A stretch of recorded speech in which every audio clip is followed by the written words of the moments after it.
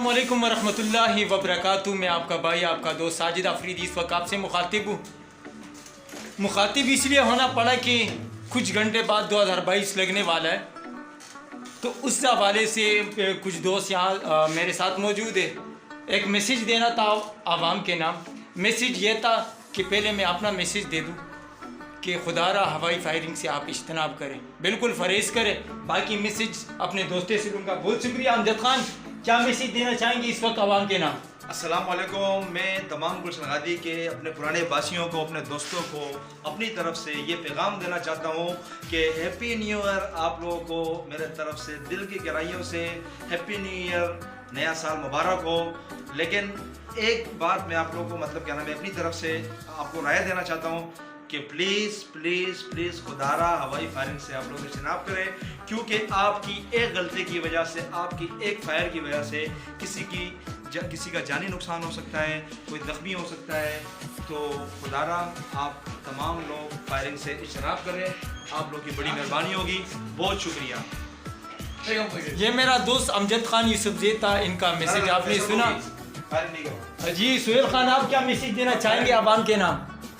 सबसे पहले तो तमाम देखने वालों को, सुनने वालों को और करने वालों को मेरी तरफ से सलाम के बाद सबको मुबारकबाद पेश करता हूँ कि नया साल आया। अल्लाह पाक हमें इसी रहमत का साल बनाए। इसी आने वाले साल का 2-3 घंटे बाद जो ना न्यू ईयर स्टार्ट होने वाला है, तो अल्लाह पाक जो है ना अच्छी तरीके से जो है ना गुजारने की तौफीक है, और जो है ना अल्लाह पाक की तरफ से हमें जो है ना हिदायत का मौका दे, नसीब फरमाए।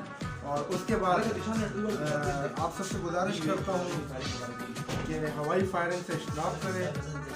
एक बेगुनाह कत्ल पूरे इंसानियत की कत्ल है, और सिर्फ गुलशन गादी वालों के लिए ये पैगाम नहीं है मेरा, बिल्कुल पूरे कराची वालों के लिए, पूरे मुल्क वालों के लिए, जो देखने वाले, जो सुनने वाला है, सबसे मेरी गुजारिश है हाथ जोड़ के कि खुदारा फायरिंग ना करें।